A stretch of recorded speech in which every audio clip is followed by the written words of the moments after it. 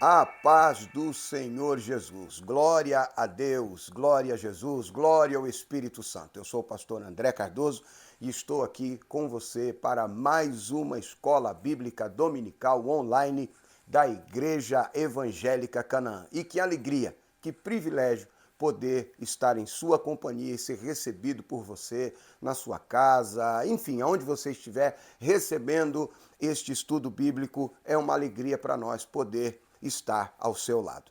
Nesta oportunidade, nós estaremos dando continuidade à nossa lição bíblica, a sequência da nossa lição bíblica, que traz como tema os ataques contra a Igreja de Cristo, as sutilezas de Satanás nesses dias que antecedem a volta de Jesus Cristo. E o tema de hoje, muito pertinente e atual, a sutileza da normalização do divórcio. Nós estaremos meditando sobre este tema nesta oportunidade. Amém? Antes, me permita lhe convidar para que juntos elevemos a Deus uma palavra de oração. Amém?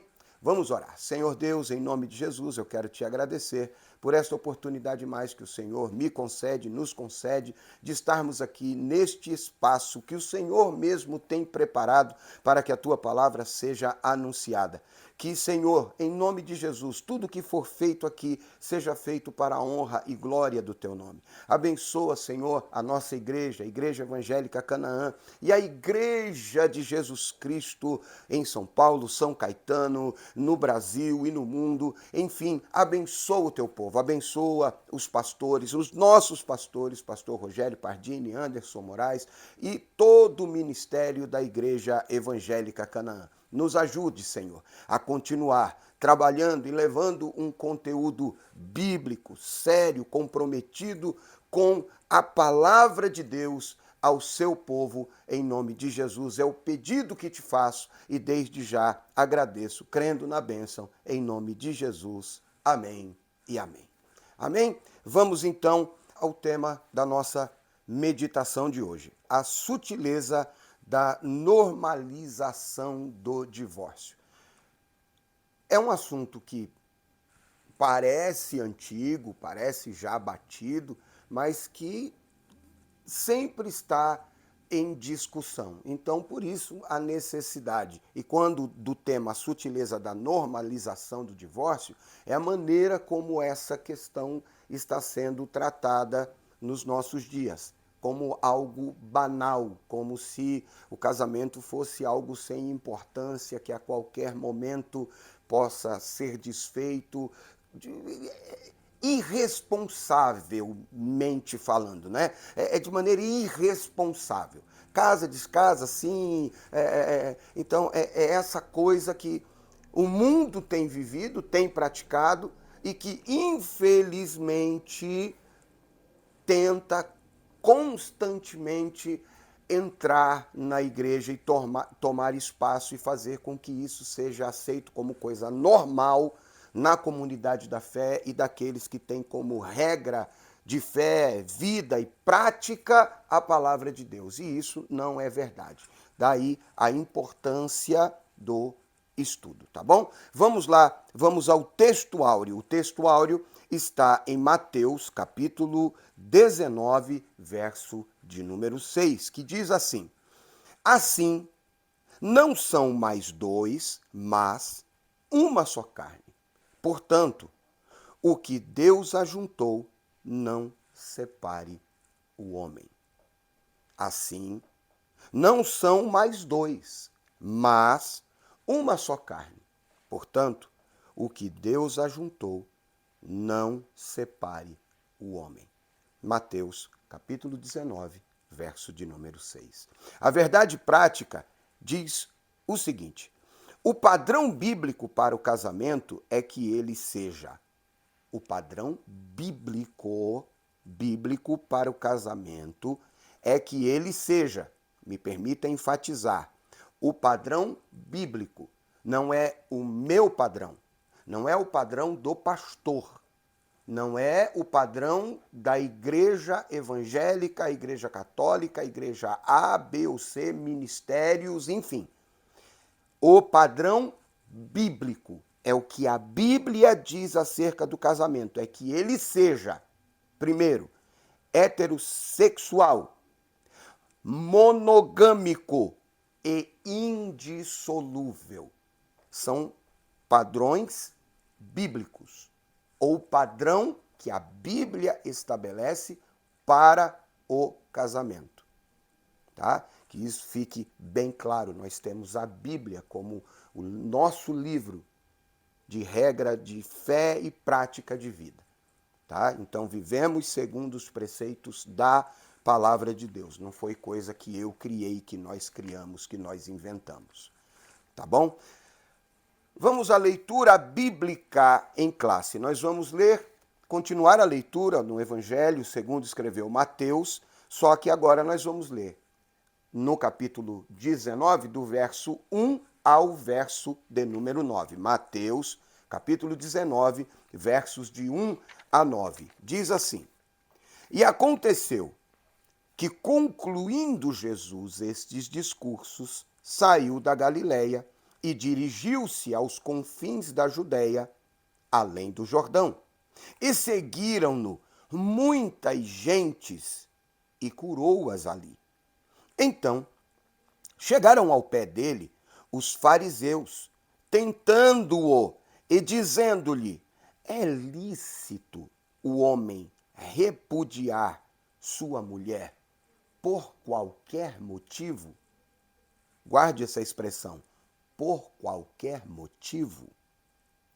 Ele, porém, respondendo, disse-lhes: não tendes lido que no princípio o Criador os fez macho e fêmea? E disse: portanto, deixará o homem pai e mãe e se unirá à sua mulher e serão dois numa só carne? Assim, não são mais dois, mas uma só carne. Portanto, o que Deus ajuntou, não separe o homem. Verso 7. Disseram-lhe eles: então por que Moisés mandou dar-lhe carta de divórcio e repudiá-la? Disse-lhes ele: Moisés, por causa da natureza do vosso coração, vos permitiu repudiar vossa mulher, mas ao princípio não foi assim. Verso 9. Eu vos digo, porém, que qualquer que repudiar sua mulher, não sendo por causa de prostituição, e casar com outra, comete adultério. E o que casar com a repudiada, também comete adultério. Os objetivos desta lição, é importante expô-los. Expor o divórcio no contexto bíblico. Existia e existe, a Bíblia fala a respeito do divórcio. Nós precisamos entender o que a Bíblia fala e afirma acerca do divórcio. Segundo, pontuar os aspectos legal e moral do divórcio. E, em terceiro lugar, refletir a respeito da prática pastoral com pessoas em situação de divórcio. Como lidar com pessoas em situação de divórcio? Uma coisa precisa ficar bem esclarecida, bem clara aqui. Nós não somos ignorantes. Século XXI, pastor. Não é só incompatibilidade de gênio que provoca e que pode causar o divórcio. Tem uma série de outros fatores que, por exemplo, a Bíblia não trata especificamente. Violência doméstica, assédio moral, que entra na categoria da violência doméstica, mas verbal, não física. Enfim, tem uma série de situações aí. Né? O amor que precisa ser cultivado e é negligenciado. Então, a questão da prática pastoral com pessoas em situação de divórcio. Tá? A gente não pode pegar tudo num pacote só, colocar e tratar tudo de maneira simplória. Não. Cada caso, um caso, cada pessoa, uma pessoa, E cada história, cada vida, cada casamento, cada casal tem as suas particularidades e peculiaridades que precisam ser levadas em conta no exercício do ministério pastoral, quando do aconselhamento a pessoas em condições e condição e situação de divórcio, tá bom? Então vamos lá. Vamos para a introdução da nossa lição. Nós já tivemos um tema semelhante a esse na lição anterior, tá? Sobre o sermão da montanha, os irmãos vão lembrar disso, mas é um assunto, repito, muito importante, principalmente quando essa normalização, banalização do casamento e a normalização do divórcio querem ser introduzidas na igreja, tá bom? Então vamos lá. O divórcio é entendido como um ato por meio do qual o casamento é dissolvido, é acabado. Nesse aspecto, o divórcio é a dissolução absoluta da união ou da aliança conjugal. Calma, deixa eu pontuar aqui. Quem se divorciou e tem filhos, não tem dissolução completa, total, de casamento. Vai ter que aprender a conviver. Então você tem que pensar muito bem nessas coisas, tá bom? Vamos lá. Tendo como resultado a anulação de seus efeitos cíveis, ou civis. Dependendo da cultura, dos pressupostos religiosos praticados e da motivação que levou à ruptura do casamento, a prática do divórcio pode permitir os cônjuges conduzir um novo casamento ou não. Veja que é importante essa introdução, esse primeiro parágrafo na introdução, porque dependendo da cultura, não são apenas os pressupostos religiosos que vão implicar em um novo casamento ou não, em aprovação do divórcio ou não. Tem a questão cultural também que precisa ser levada em consideração. A lição de hoje fará uma análise sobre o divórcio no contexto da cultura bíblica e da cultura contemporânea, devido à tendência contemporânea de vulgarizar, banalizar o divórcio, tornando coisa normal. A presente lição tomará como padrão aquilo que as Escrituras Sagradas ensinam sobre esse assunto. Aliás, não só a respeito desse assunto, em todos os assuntos que dizem respeito à vida daquele que confessa Jesus como único e suficiente Salvador e que vive segundo os preceitos da palavra de Deus, para tudo na sua vida, o padrão é aquilo que a Bíblia diz. Não é só acerca do casamento e do divórcio, tá bom? É para tudo. Na conduta nos seus negócios, no seu trabalho, nos seus relacionamentos, ser bom pagador, essas coisas todas, tá? Não ser mexeriqueiro, não, enfim, tá? Não é só isso aqui não, é para tudo, tá bom? Vamos lá, o primeiro tópico, o divórcio no contexto bíblico. O divórcio no contexto do Antigo Testamento, em primeiro lugar. Na Antiga Aliança, o plano de Deus para a raça humana é que o casamento fosse monogâmico e vitalício. Gênesis, capítulo 1, verso 27 e 28. A gente conhece, mas vale a pena ler. Criou Deus, pois, o homem à sua imagem, a imagem de Deus o criou. Homem e mulher os criou.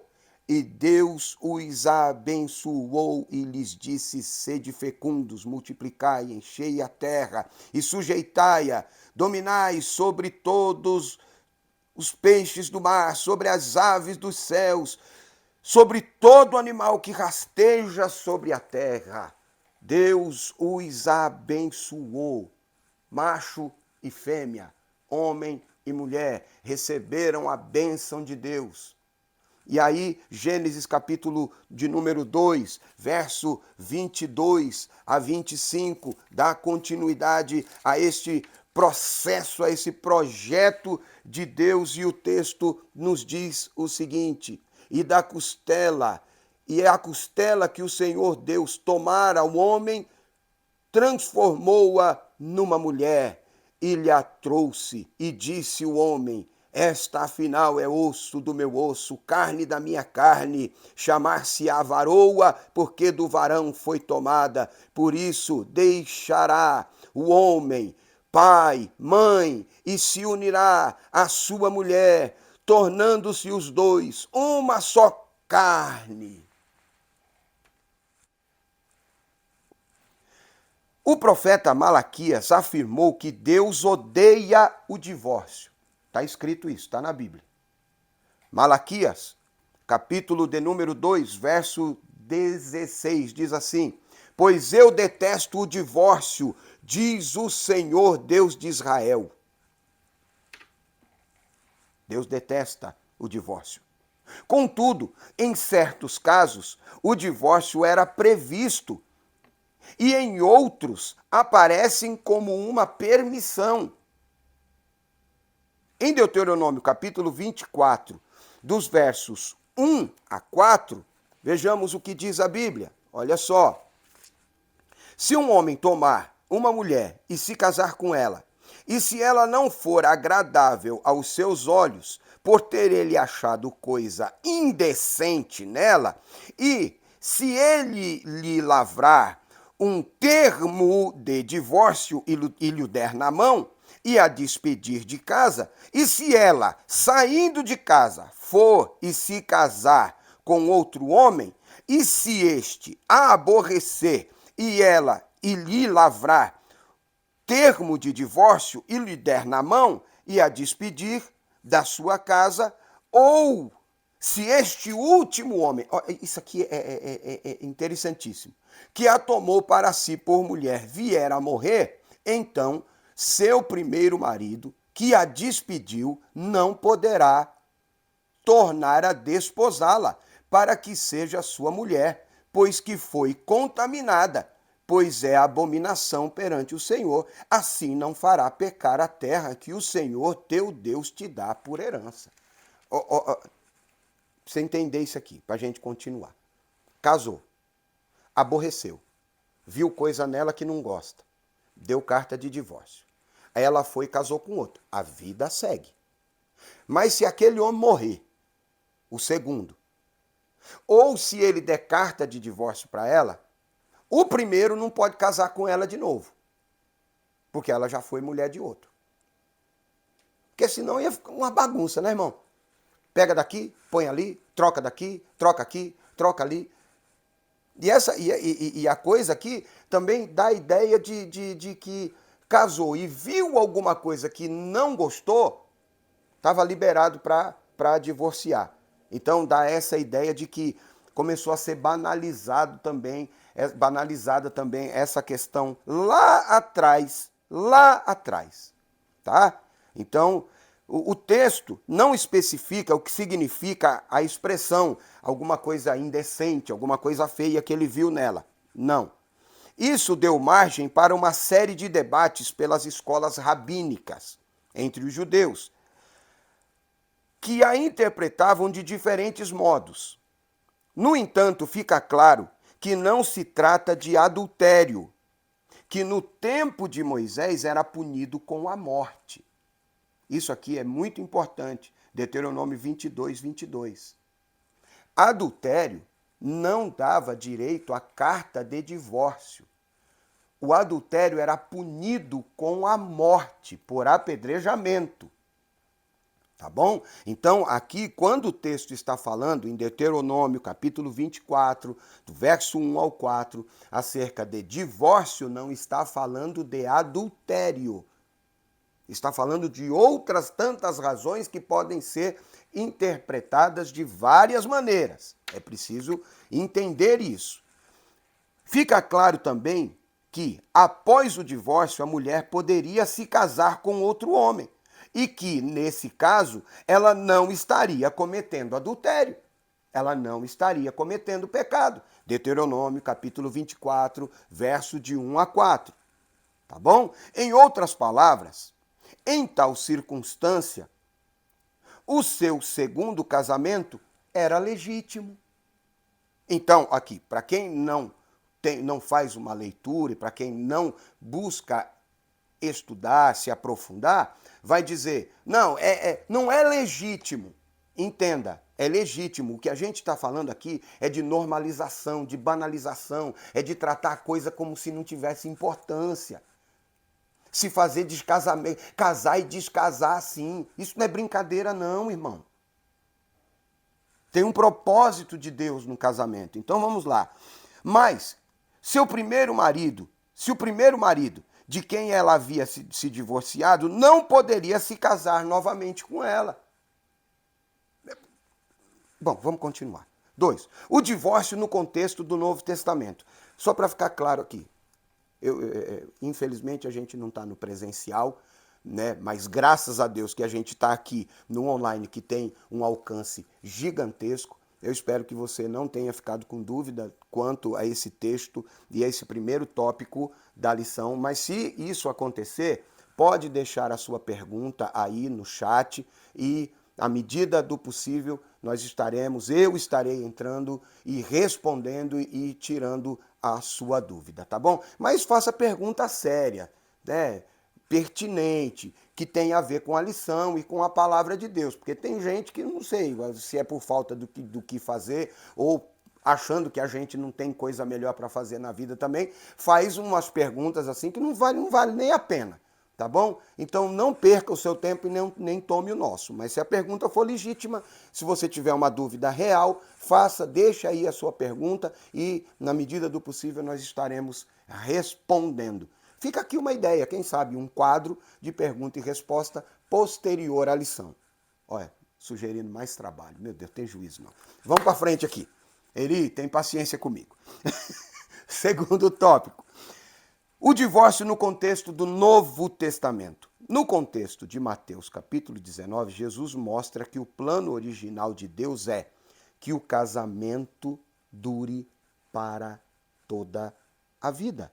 Nós lemos o texto da leitura bíblica em classe, Mateus 19, verso 4 a 6. Ele, porém, respondendo, disse-lhes: não tendes lido que no princípio o Criador os fez macho e fêmea? E disse, portanto, deixará o homem pai e mãe e se unirá à sua mulher e serão dois numa só carne? Assim, não são mais dois, mas uma só carne. Portanto, o que Deus ajuntou, não separe o homem. Não separe o homem. Ele também rejeita todas as outras razões ou motivos dados pelos fariseus. Versos 7 a 9. Disseram-lhe eles, então por que mandou Moisés dar-lhe carta de divórcio e repudiá-la? Disse-lhe Jesus, por causa da dureza do vosso coração. Vos permitiu repudiar vossa mulher, mas no princípio não foi assim. No princípio não foi assim. No princípio quando? Adão, Deus pergunta para ele, o que foi que aconteceu? Ele diz, a mulher que tu me deste. Ah, é a mulher que eu te dei? Tá bom, mas você vai continuar com ela até o fim. Depois, o Moisés autoriza a questão do divórcio, não por causa das causas, ó que coisa doida, não por causa das causas apresentadas por eles, mas por causa da dureza do coração deles. É isso que até hoje ocasiona o divórcio. É a dureza do coração. Em não perdoar, em não entender, em não ser flexível, em não mudar, em não aceitar, enfim, a dureza do coração. Eu vos digo, porém, que qualquer que repudiar sua mulher, não sendo por causa de prostituição, e casar com outra, comete adultério. E o que casar com a repudiada, também comete adultério. Vamos continuar aqui. Para justificar o fim do casamento, inclusive a coisa feia citada na lei de Moisés, de acordo com Jesus, o único motivo que justifica a separação ou o divórcio é se um dos cônjuges praticou, olha só, relações sexuais ilícitas. Essa expressão relações sexuais ilícitas traduz o termo grego moikaumai, que significa adulterar. Você vai ler isso em Mateus 5,32, João 8, verso 3 e Mateus 5, 27 e também Romanos 13, 9. Tá? No texto de Mateus, portanto, o seu sentido é de alguém que cometeu adultério. O que se depreende dessa passagem bíblica é que Jesus estava dizendo que o divórcio é feito por razões outras e não adultério. Não o adultério dissolve o casamento aos olhos de Deus. Dizendo isso, de outra forma, alguém que sofreu uma traição conjugal tem direito a um novo casamento. Contudo, se a motivação não foi a infidelidade conjugal e se ele casar com outra, comete adultério. No contexto de Mateus, portanto, o sentido do divórcio é que se alguém cometeu adultério. O que se depreende dessa passagem bíblica é que Jesus estava dizendo que o divórcio feito por razões outras, que não por adultério, não dissolve o casamento aos olhos de Deus. Todas as outras coisas são de menor importância. O adultério, a infidelidade, a impureza sexual legitima o divórcio, que era punido com a morte, mas agora, segundo Jesus, não é punível com a morte. E então dá-se o direito ao divórcio. Tá? Tá conseguindo acompanhar aqui? Mas vamos lá. Contudo, se a motivação não foi infidelidade conjugal e ele se casar com outra, comete adultério. No contexto das cartas de Paulo, o casamento também é para a vida toda. Contudo, o apóstolo trata de outras situações não contempladas nos evangelhos. Escrevendo aos Coríntios, por exemplo, Paulo se refere ao casamento entre cristãos e os casamentos mistos, quando um crente era convertido ao evangelho e o outro não, o julgo desigual. No caso de crentes, Paulo diz que, se o casal venha a se separar, que não se case de novo ou que se reconcilie. 1 Coríntios, capítulo 7, versos 10 e 11. No caso de casamento misto, Paulo diz que se o cônjuge descrente abandonasse a esposa, então não estaria sujeito à servidão. 1 Coríntios 7,15. A maioria dos intérpretes entendem que esta expressão não está sujeita à servidão significa que o cônjuge crente que foi abandonado está livre para se casar novamente. Esse entendimento é seguido pela declaração de fé de muitas igrejas. Por exemplo, a Igreja Assembleia de Deus, a maior denominação pentecostal do mundo e do Brasil. Contudo, somente no caso de o abandono partir do cônjuge não crente. Assim, casou com alguém que não é crente. Essa pessoa quer o divórcio? Tudo bem.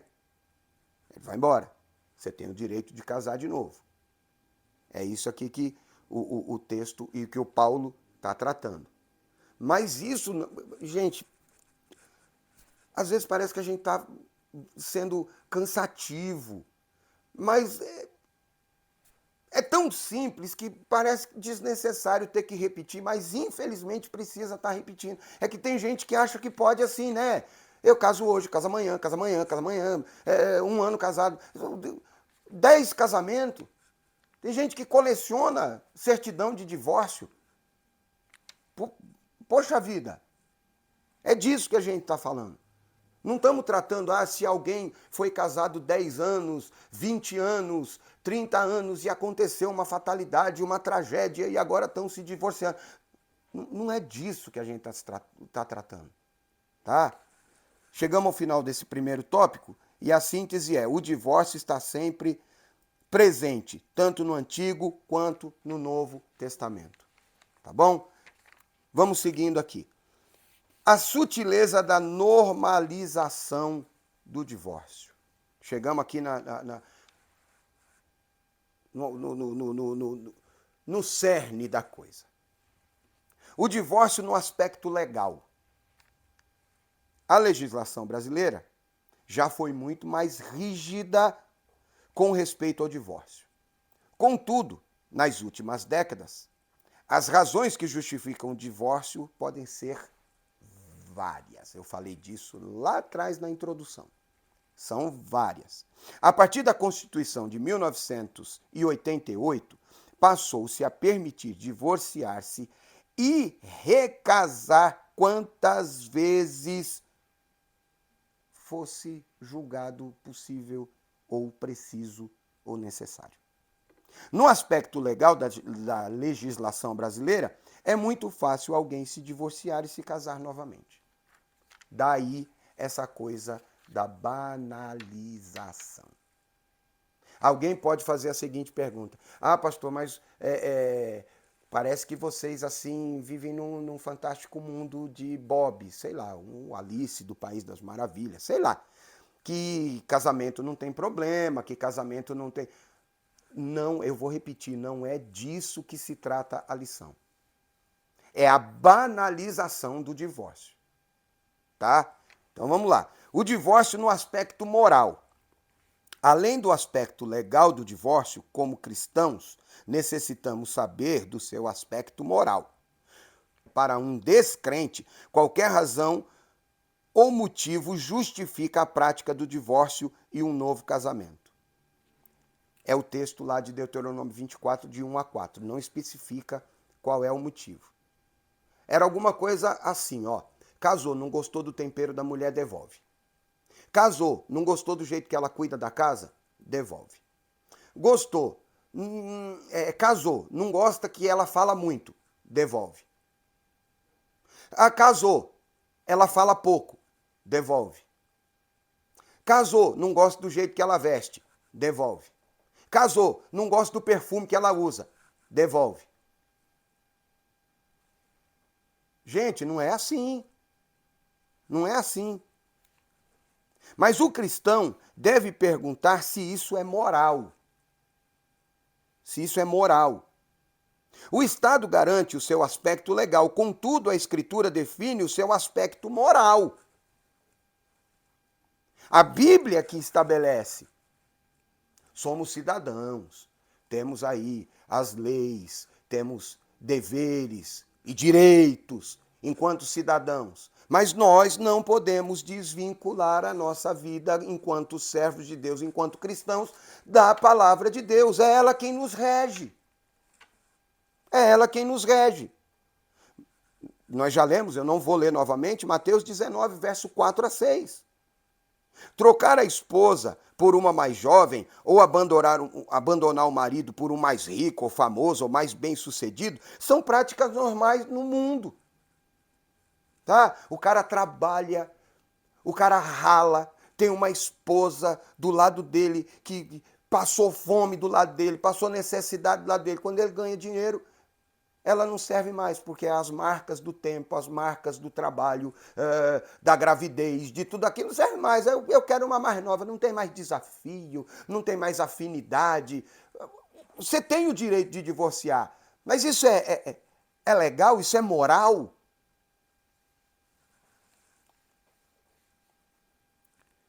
Isso é coisa normal para o mundo, mas não deve ser para a igreja, não deve ser para a igreja, não é normal para a igreja.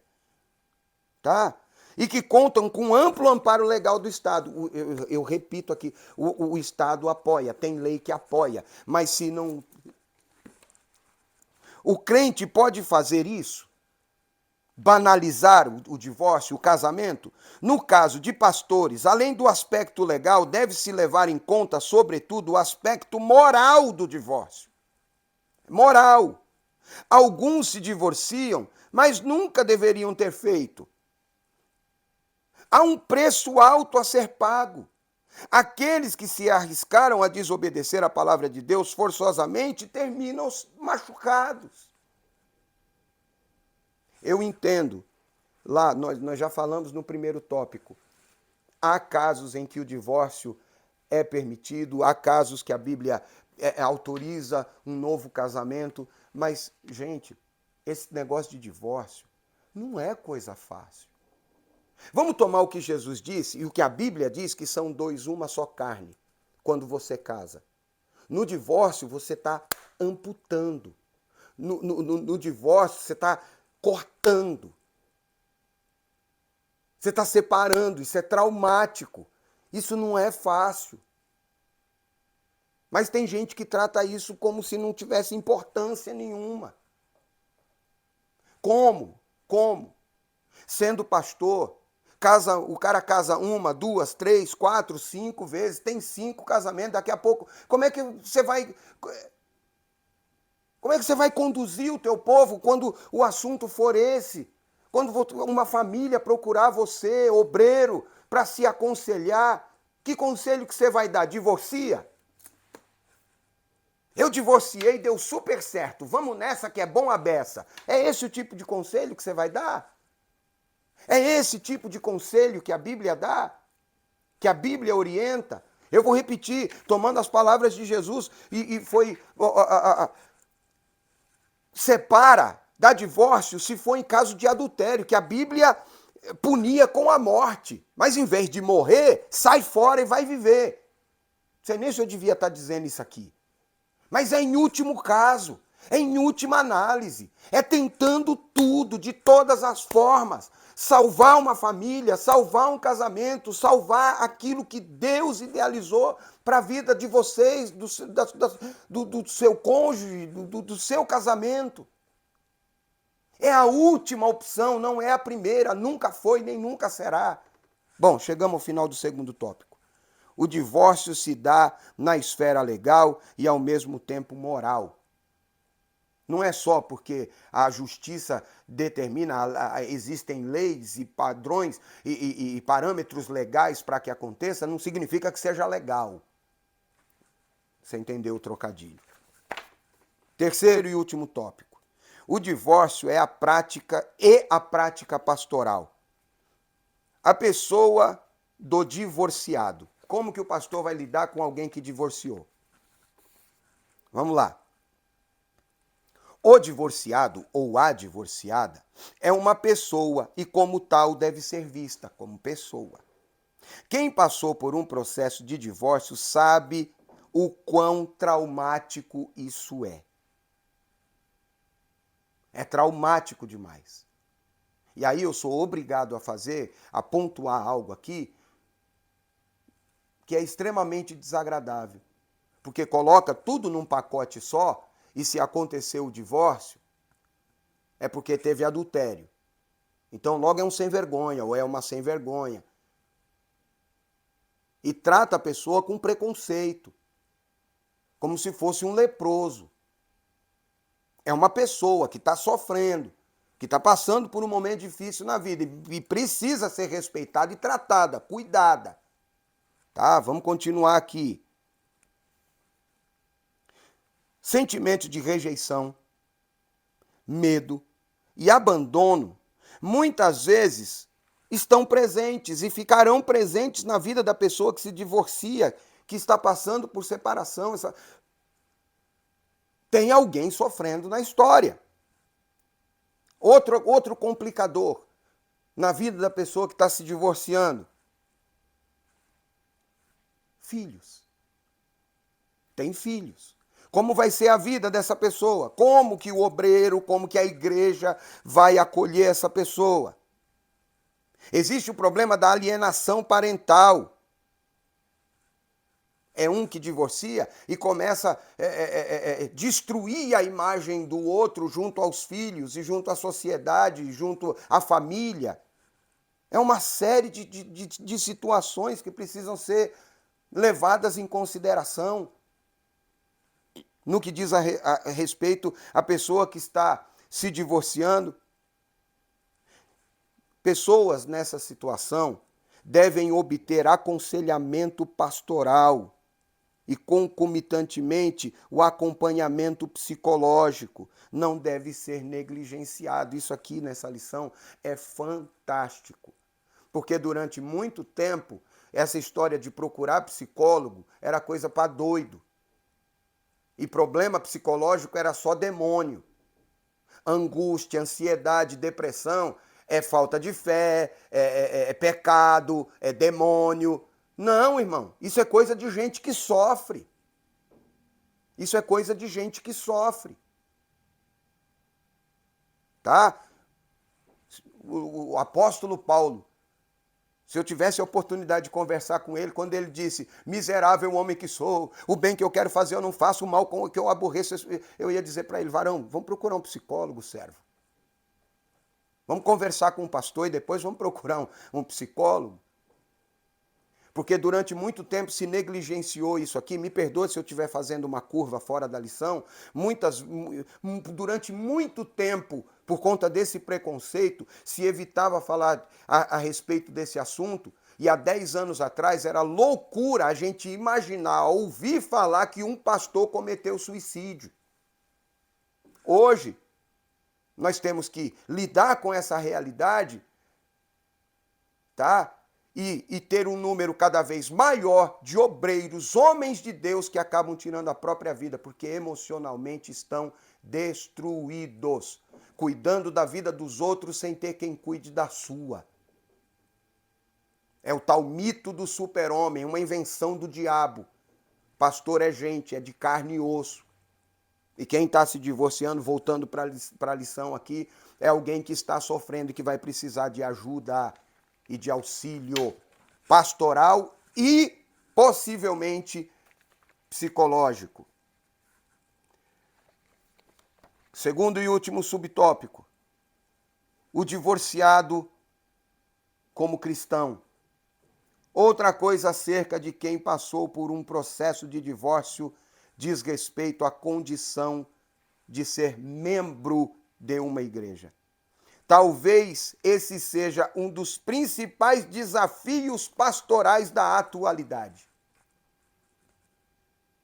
Os pastores são desafiados dia a dia a tratar com essa questão de pessoas dentro da igreja que se divorciaram ou que estão pretendendo se divorciar, ou que já chegaram na igreja destruídos porque sofreram com o divórcio. Os casos de divórcio se multiplicam e as razões que os motivaram nem sempre são bíblicas. Cada situação deve ser analisada com extremo. O extremo não está na lição. O extremo é por minha conta. Extremo cuidado, de forma que o divorciado não deixe de ser visto como alguém amado por Deus. Contudo, que esse amor não sirva de justificativa para anular a justiça de Deus, que exige uma vida que se orienta pela palavra de Deus.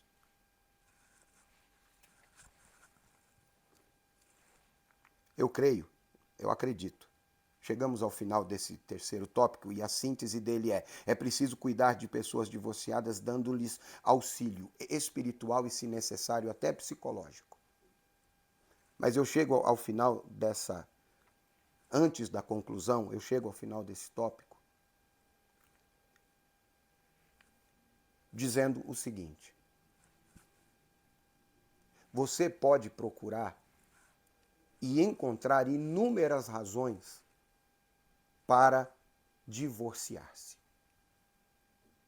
Mas se você tem a Bíblia, a palavra de Deus, o amor de Deus, o temor de Deus, o Espírito Santo em você, você tem a obrigação também de não apenas listar aquelas coisas que lhe dariam razão para o divórcio, mas você tem a obrigação de listar também todas as outras que lhe dão motivos sobejos para continuar casado, acreditando e investindo no seu casamento.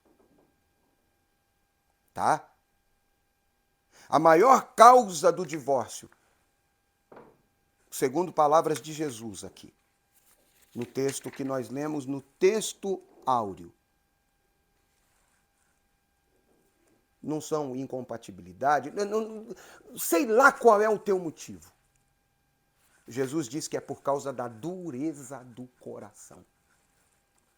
É a dureza do coração, mas louvado seja Deus, que para Ezequiel Deus disse que ele tem poder de tirar o coração de pedra e dar um novo coração, um coração de carne. Eu chego ao término dessa lição, que em alguns momentos foi repetitiva, mas infelizmente tem que ser, tá? Pedindo a Deus, fazendo uma oração a Deus, para que o teu coração empedernido seja quebrantado pela palavra de Deus e pela manifestação e atuação do Espírito Santo na tua vida, na tua família, no teu casamento. Chegamos à conclusão da lição. Vimos nessa lição o divórcio sob a perspectiva de diferentes culturas em diferentes contextos. Observamos que na atualidade há uma tendência entre os cristãos de enxergarem o divórcio com normalidade. Não, nunca vai ser normal. Essa é uma postura perigosa, arriscada e até mesmo pecaminosa. Isso porque as Escrituras contêm princípios e preceitos que moldam relacionamentos humanos. O casamento é uma instituição divina. Divina. Que reflete o ideal de Deus. Portanto, e devido à nossa condição de pastores, o divórcio deve ser visto como uma anormalidade desse ideal. É exceção, e exceção não é regra. É exceção. Tá?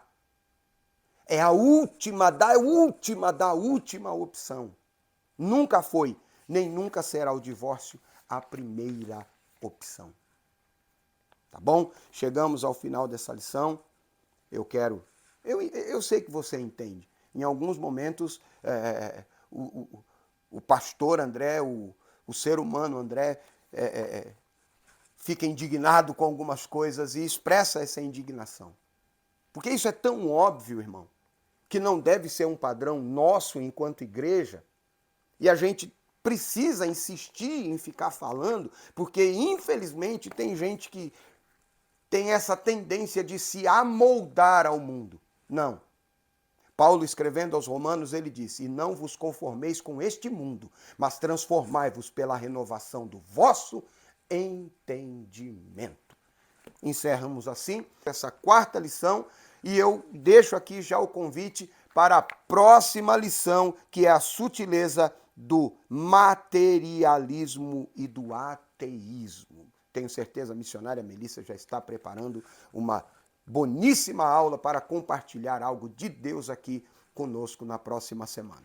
Que Deus em Cristo te abençoe rica, poderosamente, uma semana de bênçãos. Deus abençoe sua casa, sua família, em nome de Jesus. Até a próxima, permitindo Deus. Amém e amém.